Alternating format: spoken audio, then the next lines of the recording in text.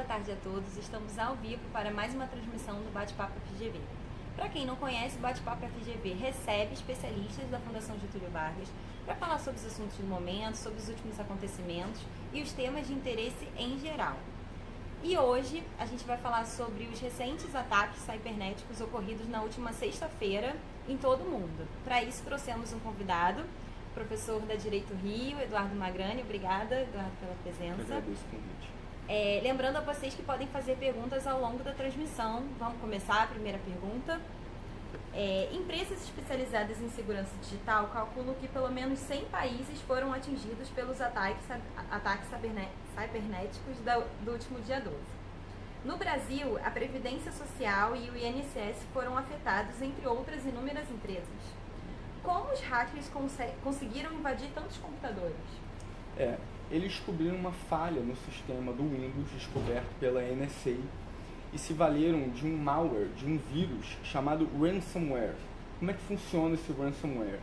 Ele encripta todos os dados usando tecnologia de criptografia e bloqueia o usuário de acessar esses dados na sua máquina.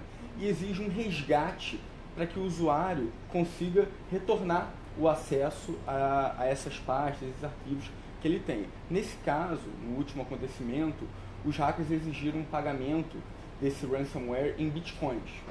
E a novidade é que eles conseguiram isso em escala monstruosa.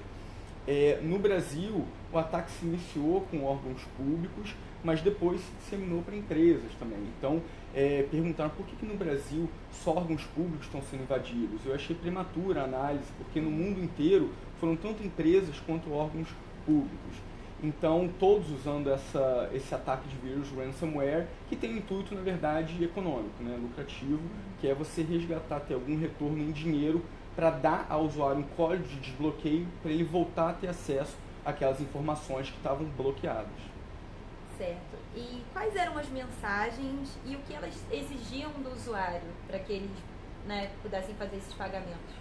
Isso. As mensagens eram bem claras, dizendo para o usuário, olha, você provavelmente a essa altura notou que você está com seus arquivos congelados, bloqueados, isso foi feito de forma proposital.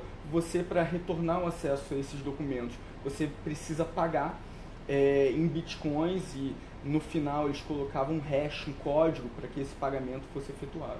E o bitcoin vale quanto mesmo? Acho que não sei qual que é o valor, você sabe? Varia o valor do Bitcoin. Dependendo, né, da moeda, mas ele foi, né? Eu acho que um Bitcoin é 26 euros, né? Alguma coisa desse tipo. O valor varia. O interessante é que esse pagamento foi pedido em Bitcoin, porque muitas vezes essa transação ela é anônima. Você só tem os códigos de quem emitiu, quem está recebendo, quem pagou. Mas não existe uma pessoa física atrelada a isso, apesar dos dados da transação serem públicos por meio da blockchain. E quais as dimensões dos prejuízos dos ataques? Em termos de financeiro, vazamento de informações? Já mais uma vez, estimativa? Ainda é prematuro para a gente fazer essa estimativa. Alguns sites dizem que até o dia de hoje já teria gerado mais 150 milhões de dólares de prejuízo. Mas isso tende a crescer, né?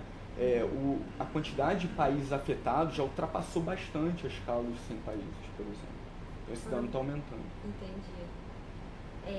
E você poderia explicar um pouco como os especialistas em segurança fizeram para parar esses ataques? Na verdade, tem notícias que disseram que isso foi por acaso.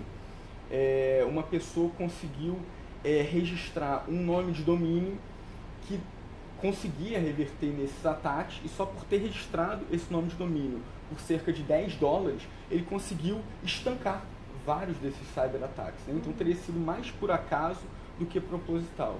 Entendi. Nossa, só como nome. E quais os tipos de computadores podem ser considerados mais vulneráveis a ataques desse tipo? Pois foi-se o tempo em que a gente podia dizer, não, o Mac, por ter menos usuários, ele é menos suscetível a ataques. Eu acho que hoje em dia a gente tem uma escala de possibilidade de ataques como esses, através de vírus, muito maior do que a gente tinha há 5, 10 anos atrás. Porque hoje em dia não depende só do sistema operacional. A gente tem ataques hoje, esse caso envolveu o Windows, que é um dos mais utilizados, mas outros ataques envolvem objetos interconectados, né? Então você pode ter um hackeamento da sua Smart TV, você pode ter o hackeamento da sua geladeira, né? E não só pensando em um laptop usando o sistema operacional Windows ou macOS. E tem possibilidade de afetar computadores pessoais sem ser de empresas também? Certamente. Os computadores pessoais não estão livres disso. O ataque ele foi dirigido a empresas, em grande parte, ou órgãos públicos, porque o intuito é um intuito econômico. Eles queriam um resgate em pagamento sendo realizado em bitcoins, né? Então as pessoas físicas não foram o principal alvo desse ataque direcionado. Agora, certamente estão sofrendo tantas possibilidades de vulnerabilidade quanto os computadores das empresas e dos órgãos públicos. Certo. E já tiveram outros ataques semelhantes anteriormente? Você pode citar alguns? Sim, eu falei anteriormente nessa possibilidade de ataque a objetos interconectados. Em dezembro de 2016, do ano passado, a gente teve um ataque massivo usando hackeamento de câmeras de vigilância, por exemplo, e outros objetos ligados ao cenário de internet das coisas, e que fez cair o site do Netflix, do PayPal. Então foi um ataque... Há quanto tempo isso? Dezembro de 2016. E o interessante é que, apesar dessa escala ser uma escala nova, esse tipo de caso está longe de ser um caso isolado daqui para frente. Isso vai se tornar cada vez mais natural, né? Então a gente tem que buscar se defender disso, ter medidas realmente preventivas contra esses ataques, contra esses cyberataques, né? E uma das maneiras, na verdade, uma medida urgente é sempre ter esses sistemas atualizados. Com relação a esse último ataque, o próprio Windows tinha disponibilizado em março desse ano um patch de atualização que evitaria todos esses cyberataques. E ninguém se preocupou com a segurança e ganhou essa escala que tomou essa dimensão toda. Então, você acredita que num futuro próximo pode haver algum ataque desse tipo que então não está totalmente resolvido o problema? Podem se tornar cada vez mais frequentes, se não houver uma preocupação urgente com relação à segurança desses sistemas, dessas informações. E de que maneira as empresas então podem prevenir os ataques? Você já comentou dessa questão de atualização do Windows. Tem alguma outra recomendação? Uma recomendação é manter sempre atualizado. Como eu disse, o próprio Windows já tinha fornecido isso, essas atualizações. A outra é você sempre ter um backup dessas informações. Se uma máquina foi invadida, você pode colocar isso em uma outra nuvem, em um outro computador e acessar isso a partir de uma outra base que essa sim não teria sido hackeada. Então essa é uma segunda possibilidade. Certo. Obrigada.